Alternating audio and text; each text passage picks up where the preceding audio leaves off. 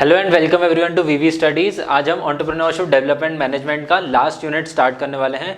Last unit जो cover करता है वो मोस्ट प्रोबेबली मतलब मोर और लेस वो कवर करेगा स्टेट एम्प्लॉयमेंट, सेंट्रल गवर्नमेंट के क्या इम्प्लीकेशंस हैं, कैसे वो हेल्प करते हैं किसी बिजनेस को ग्रो करने में। और इसमें एमएसएमईज़ के बारे में हम पढ़ेंगे। एमएसएमईज़ मतलब marginal and small scale industries के बारे में पढ़ेंगे, जिसमें सबसे पहला टॉपिक है डीआईसी। डीआईसी मतलब डिस्ट्रिक्ट इंडस्ट्री सेंटर। जब हम सबसे छोटे लेवल पे बात करेंगे कि मतलब अगर हम पूरे सेंटर को डिवाइड करें, फिर सेंट्रल से नीचे आ जाएगा स्टेट, और स्टेट के नीचे आता है डिस्ट्रिक्ट लेवल पे, जो कि ओन्ड बाय स्टेट गवर्नमेंट ही होता है, बट यहाँ पे जो डिस्ट्रिक्ट लेवल के ऊपर फोकस किया जाता है। फॉर एग्जांपल जैसे कि हम अगर मध्य प्रदेश की बात करें, तो मध्य प्रदेश में जैसे भोपाल डिस्ट्रिक्ट है, इंदौर डिस्ट्रिक्ट है, तो दोनों के डिस्ट्रिक्ट लेवल पे अलग तरीके से एंटरप्रेन्योरशिप को स्केल किया जाएगा। अब अगर जैसे एमपी की बात करूंगा तो उसमें इंदौर, भोपाल, जबलपुर, ग्वालियर, ये थोड़े बड़े डिस्ट्रिक्ट्स आ जाएंगे। बट अगर हम कुछ छोटे छोटे अगर डिस्ट्रिक्ट्स के ऊपर भी अगर बात करें, जो जहाँ पे एंटरप्रेन्योरशिप ज़्यादा नहीं है, जहाँ पे बिजनेस से ज़्यादा नहीं है, जिसकी वजह से वो डिस्ट्रिक्ट ज़्यादा ग्रो नहीं कर पाते हैं। सो डिस्ट्रिक्ट गवर्नमेंट जो होती है, मतलब बेसिकली स्टेट गवर्नमेंट होती है, जो कि डिस्ट्रिक्ट को अलाउ करती है, उनको बोलती है कि आप अपने एरियाज में फोकस करो ताकि वहां पे ज्यादा डेवलपमेंट हो पाए, जिसके थ्रू बिजनेसेस डेवलप हो पाएंगे।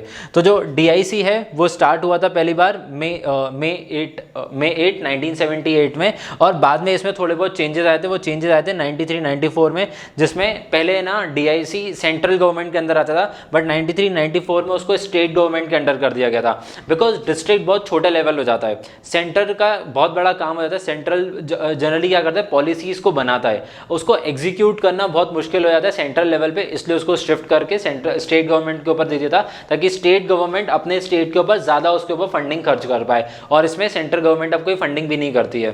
नेक्स्ट, अब ये जो डीआईसी है वो एसएसआई के अंदर आता है, मतलब बेसिकली वो प्रमोट करता है स्मॉल स्केल इंडस्ट्रीज को। इसमें लार्ज स्केल इंडस्ट्रीज के ऊपर ज्यादा फोकस नहीं किया जाता है। वो इसलिए क्योंकि जनरली लार्ज स्केल इंडस्ट्रीज में एमएनसीज आ जाती हैं या बड़े बिजनेस से आते हैं, तो उनको ज्यादा सब्सिडीज और रिसर्च एंड डेवलपमेंट, बेसिकली उनको ज्यादा हेल्प की जरूरत नहीं है। जो मेनली हेल्प की जरूरत पड़ती है वो एसएसआई और एमएसएमईज को जरूरत पड़ती है।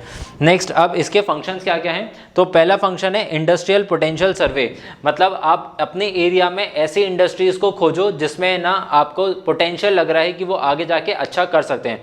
फॉर एग्जाम्पल जैसे कि अगर हम छत्तीसगढ़ रीजन को लें, तो छत्तीसगढ़ रीजन में क्योंकि मिनरल ज़्यादा मिलते हैं, तो वहाँ पे मिनरल से रिलेटेड इंडस्ट्रीज डेवलप हो सकती हैं। अगर किसी एरिया में कॉपर निकल आए, एल्यूमिनियम निकल आए, गोल्ड निकल आए, तो उससे रिलेटेड आप वहाँ पे डेवलपमेंट कर सकते हो। सिमिलरली अगर हम राजस्थान में जाएंगे, तो राजस्थान के कुछ एरियाज में बहुत अच्छे मिनरल्स मिलते हैं, तो वहाँ पे आप उस तरीके से बिजनेस कर सकते हो। आप पंजाब हरियाणा जाओगे, जहाँ पे 80% एरिया जो है वो कल्चरेबल लैंड है, तो वहाँ पे आप फार्मिंग एक्टिविटीज़ को ज़्यादा प्रमोट कर सकते हो। सो बेसिकली आपको अपने डिस्ट्रिक्ट को समझना पड़ेगा कि वहाँ के लोगों के अंदर क्या स्किल्स हैं, वहाँ का लैंड, वहाँ का ज्योग्राफी क्या प्रमोट करता है, किस तरीके के बिजनेसेस वहाँ पे स्केल अप कर सकते हैं, और वहाँ पे सबसे मेजर लोगों के बीच में डिमांड किस चीज़ की है, वो उससे रिलेटेड आप वहाँ पे बिजनेस स्टार्ट कर सकते हो।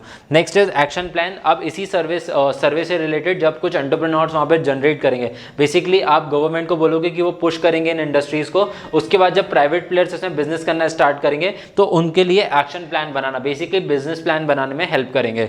नेक्स्ट इज गाइडेंस प्रोवाइड करेंगे। हो सकता है कि किसी को ना सिर्फ असिस्टेंस की जरूरत हो किसी एक पर्टिकुलर एरिया में।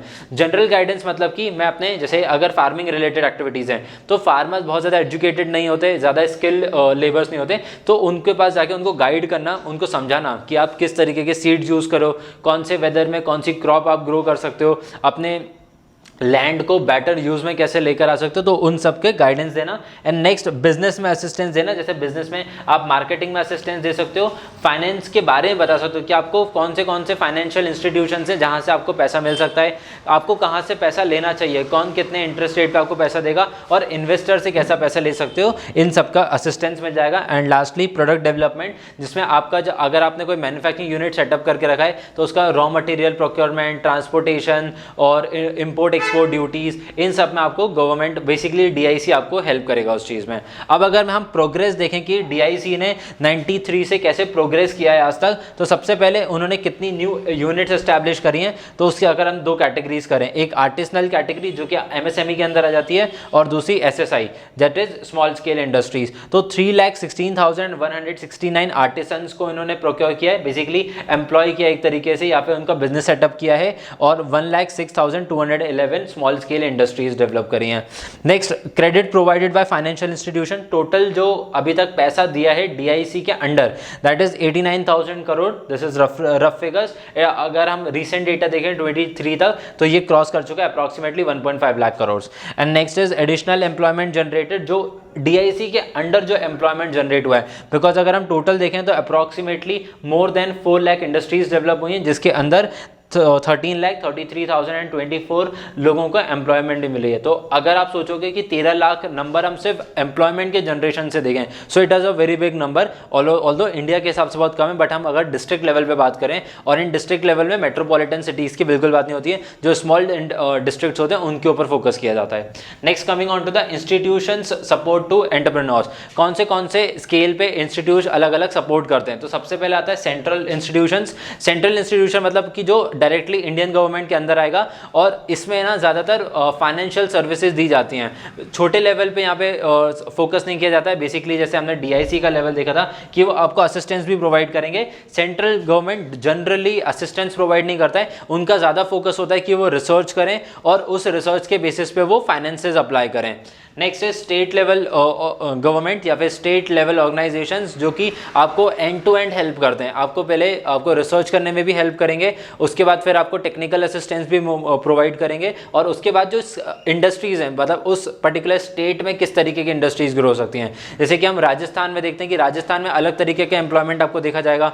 यूपी में अगर आप जाओगे तो वहाँ पे लेदर, टेक्सटाइल, इन सब से रिलेटेड आपको बिजनेस मिलेंगे। अगर आप कर्नाटका में जाओगे तो कर्नाटका गवर्नमेंट आपको IT की तरफ ज़्यादा फोकस करती है। सो बेसिकली हर एक स्टेट गवर्नमेंट समझती है कि उनकी स्ट्रेंथ क्या है, और उस स्ट्रेंथ के बेसिस पे, उन रिसोर्सेज के बेसिस पे वहाँ पे इंडस्ट्रीज डेवलप करने के लिए पुश करते हैं कि प्राइवेट प्लेयर्स उस पर्टिकुलर इंडस्ट्रीज में फोकस करें। और सिमिलरली स्टेट गवर्नमेंट का ये फोकस रहता है कि वो FDIs को किस तरीके से लेकर आएँ, कि फॉरेन डायरेक्ट इन्वेस्टमेंट, जैसे कि कोई अगर मैन्युफैक्चरिंग यूनिट है तो वो आपके स्टेट में आके क्यों इन्वेस्ट करे। जनरली ये चीज़ सेंट्रल गवर्नमेंट करती है कि कोई बाहर की कंपनी है तो वो इंडिया में आके अपना मैन्युफैक्चरिंग प्लांट खोले, बट इंडिया में आने के बाद वो कहाँ पे जाए, किस स्टेट में जाने के लिए उसका बेस्ट रहेगा, तो उसके लिए स्टेट गवर्नमेंट उनको अलग से सब्सिडीज देती है, अलग से रिसोर्सेज देती है, ट्रांसपोर्टेशन ईज करने की हेल्प करती है। Last is the research testing and standard organisation. Basically इसमें FDI लाइक ऑर्गेनाइजेशन आ जाती हैं, FDI, FACCAI, ऐसी इंस्टीट्यूट्स हैं जो कि आपको रिसर्च और टेस्टिंग में हेल्प करते हैं। आप अगर अपना कोई मैन्युफैक्चरिंग यूनिट सेटअप करोगे तो उसमें क्वालिटी कंट्रोल करना पड़ेगा, क्वालिटी टेस्टिंग करना पड़ेगा, इन सबसे रिलेटेड जो वर्क होता है वो रिसर्च टेस्टिंग ऑर्गेनाइजेशंस देखती हैं। ये जनरली स्टेट गवर्नमेंट के अंदर ही आती हैं, but many are times private players भी, अगर हम रिसेंट डिस्कवरीज देखें तो उसमें काफ़ी सारे प्राइवेट प्लेयर्स भी हैं जिन्होंने रिसर्च और टेस्टिंग का काम स्टार्ट किया है। So this was a brief about DIC and basic organisations. I think you have like the video. Thank you for watching my video.